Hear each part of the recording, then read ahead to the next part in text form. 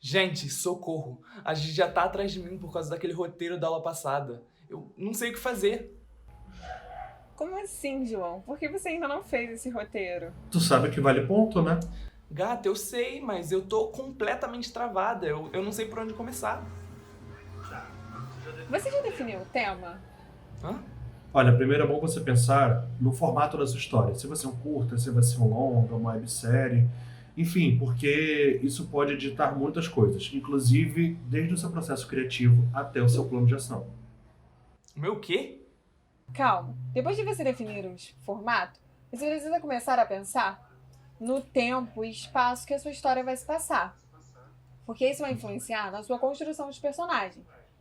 E então você começa a trabalhar na sua trama principal, que vai te dar seguimento no caminho que os seus personagens irão trilhar e como a sua história irá se resolver. Tá anotando, gata? Pera aí, né? Já tô até abrindo o Docs. Vou compartilhar aqui com vocês, tá?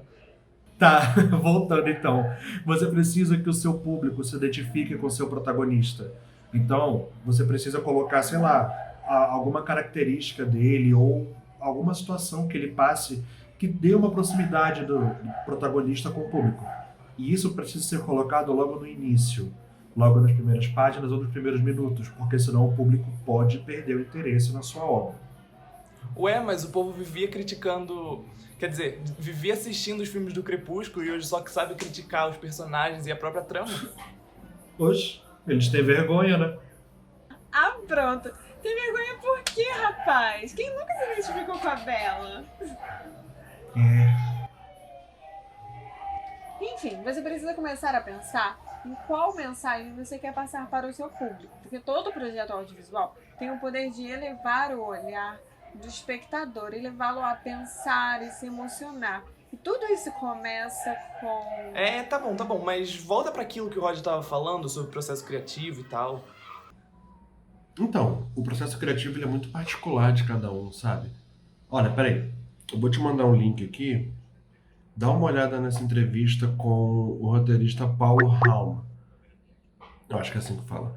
Ele foi, ele foi roteirista da novela Bom Sucesso, Totalmente Mais. Ele é roteirista da Globo, praticamente. Então eu acho legal ter uma visão. Peraí. Foi. Bem, todo mundo que se pretende a contar histórias, né, trabalhar com narrativa, tem como objetivo segurar a atenção da sua plateia, né? Seja cinema ou televisão.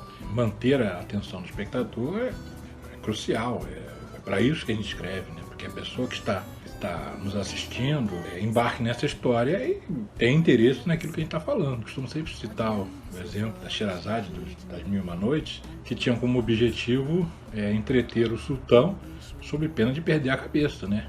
Então ela contava histórias para ele durante a noite, mas nunca terminava, para poder ter mais um dia de vida. De certa forma, é a metáfora de quem trabalha contando histórias. A gente está sempre tentando ganhar mais um dia de vida, né? Ganhar mais manter o interesse aceso, de modo que as pessoas continuem assistindo. No caso de uma telenovela, que é uma narrativa longa, né? Manter essa expectativa sempre aguçada, né? Manter o interesse do espectador sempre aceso.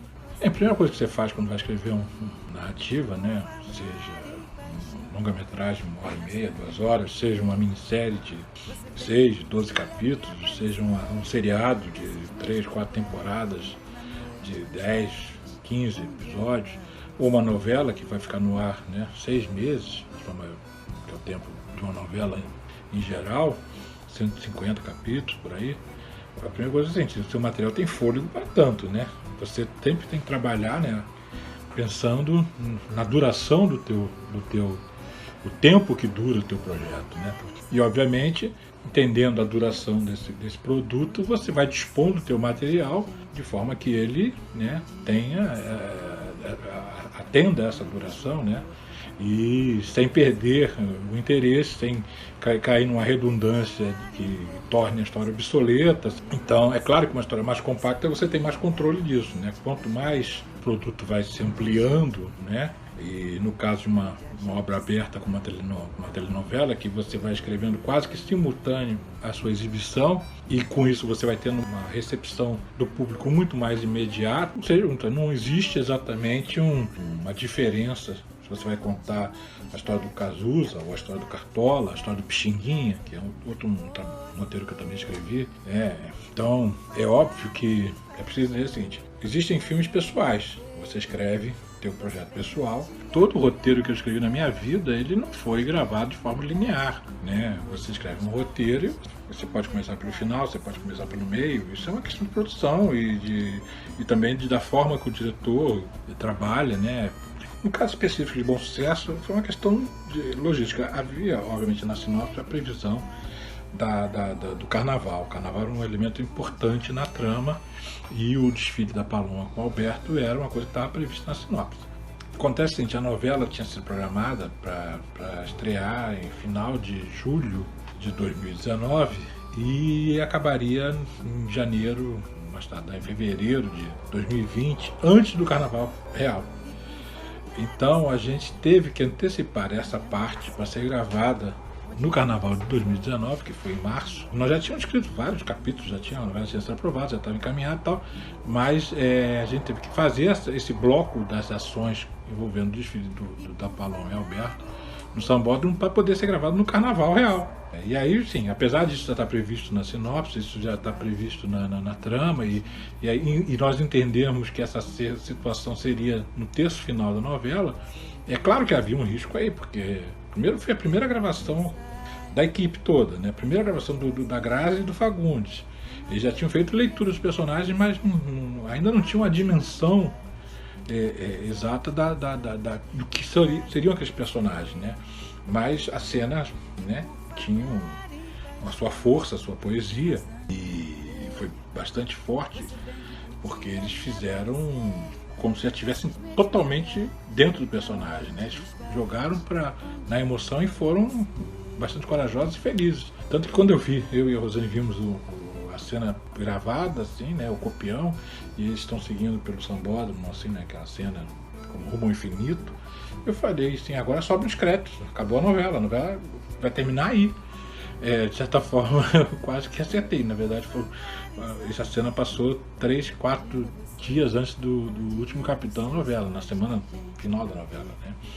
Mas a verdade, assim, não havia uma previsão exata de que aconteceria nessa última semana, mas pela natureza da cena, pela poesia da cena e pelo impacto que aquela cena tinha, né, e dentro da nossa sinopse, iria ocorrer no terço final da novela.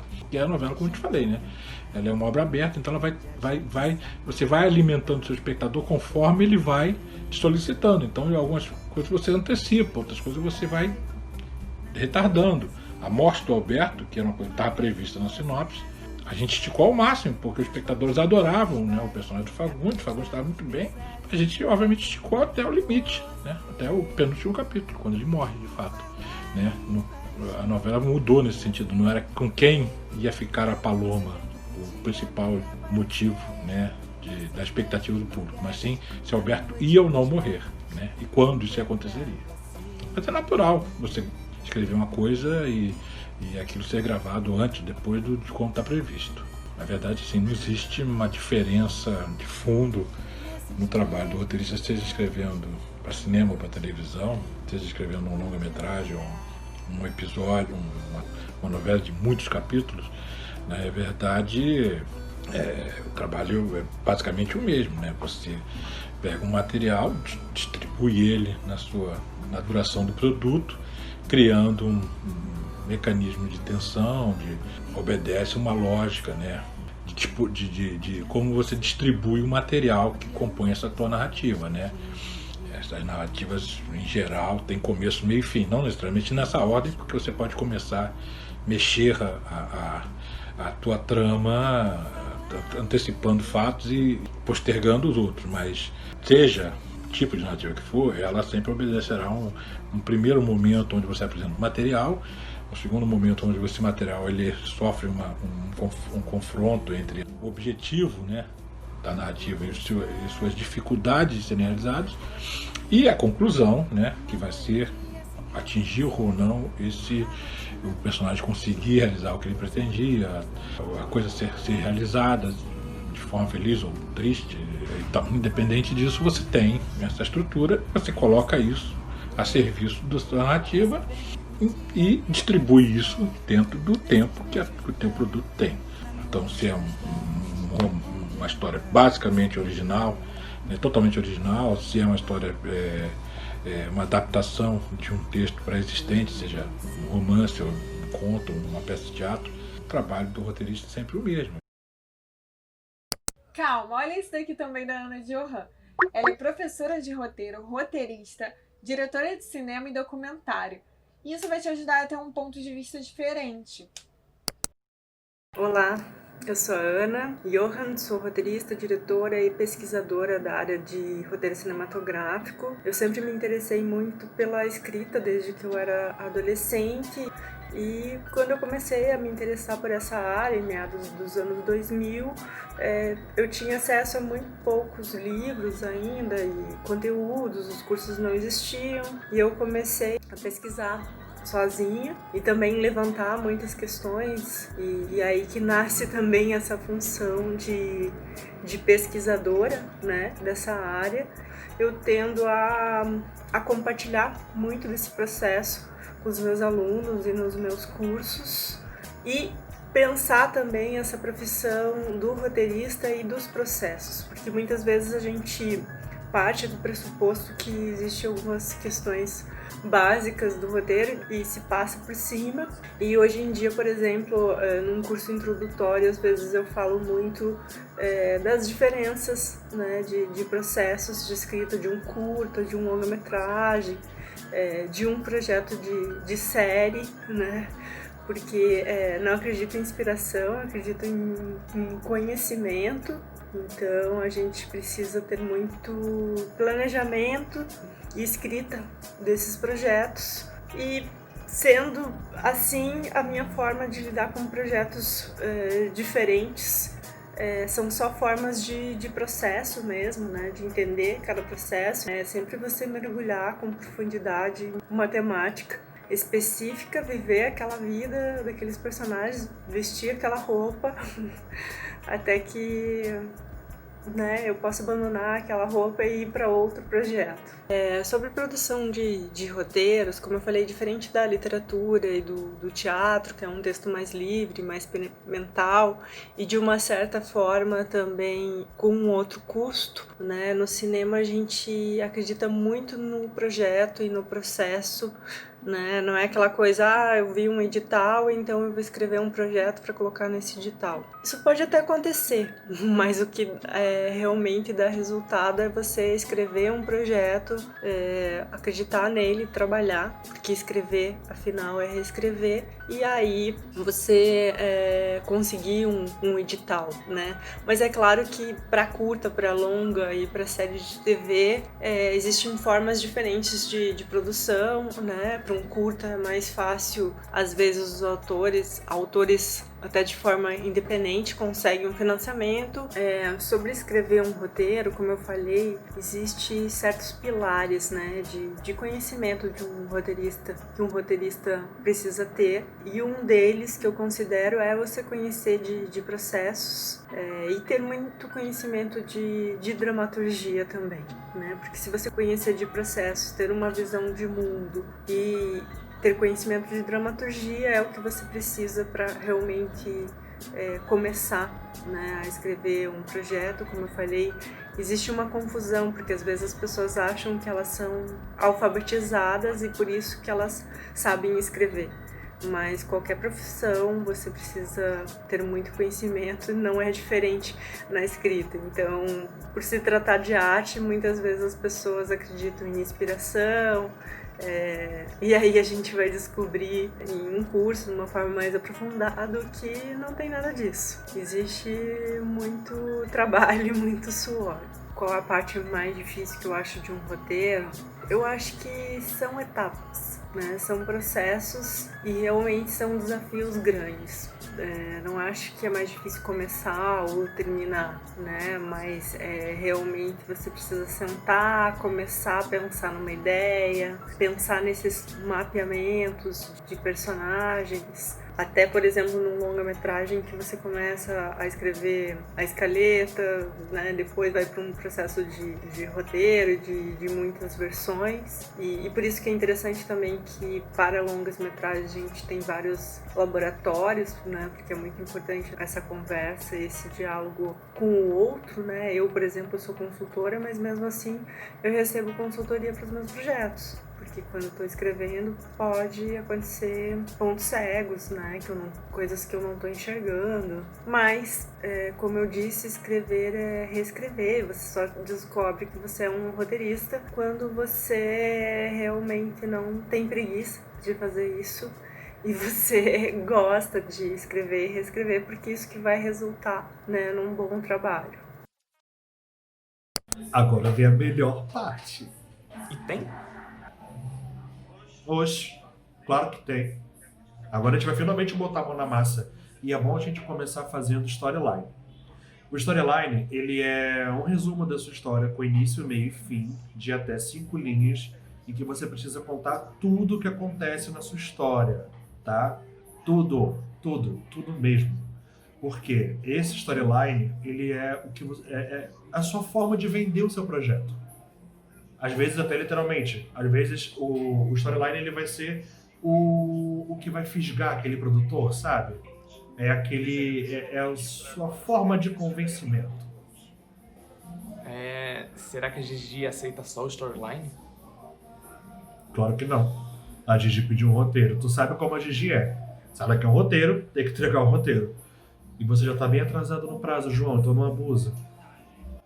Tá, gente, foco aqui. Depois de ter a storyline, você começa a desenvolver o seu argumento, que seria a história em si, sem falas ou cenas, de forma bem detalhada.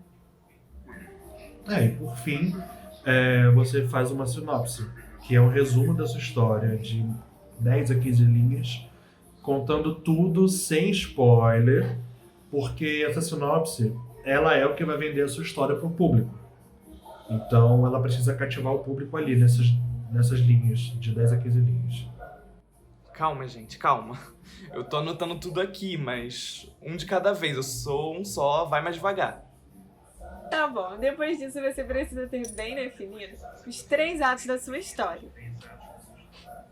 3 atos? Mas é um curta, não é uma peça, não é nada disso, garoto. E daí, toda história escrita pelos moldes padrões tem pelo menos 3 atos. No primeiro ato você apresenta os personagens, no segundo você tem o clímax e no terceiro a resolução da sua história. Entendi, mas falta muito pra finalizar, gente. É que eu tenho tanta coisa no cine pra editar, eu queria realmente finalizar logo esse roteiro. Tô desesperado. Não, tá acabando. Então, depois que você tiver tudo isso já pronto, todos esses detalhes definidos, você vai começar realmente a escrever o seu roteiro. Então é bom você ter um plano de ação. Foi o que eu falei lá no início. O plano de ação, você define, por exemplo, quantas horas você vai trabalhar no dia, para quantas páginas você quer escrever nesse dia e quantas páginas você quer escrever numa semana. Como esse é um texto curtinho, em um dia você termina. Mas é sempre bom você ter esse tipo de planejamento para você conseguir trabalhar com prazos. Ainda mais a senhora, que é virginiana, adora prazo, adora organização. Gata? Isso foi um shade? Não, imagina. E por fim, mas não menos importante, revise muito. Quando você achar que tá bom, revisa mais uma vez, até você ficar completamente satisfeito. É só isso, gatas? Ai, eu amei. Eu vou fazer aqui e vai dar tudo certo. Muito obrigado mesmo, gente. Eu nem sei como agradecer vocês. Eu sei. Lembra do nosso curta, o Reflexos, que a gente fez na aula do Ronaldo? Então, você podia reeditar aquele final. Eu não sei por que o Bruno deixou não. aquele final. Tava tão... Não tô ouvindo. Tá bom. Eu vou aproveitar e resolver umas coisas aqui também. Tá Tchau, bom. Tchau. beijo. Beijo.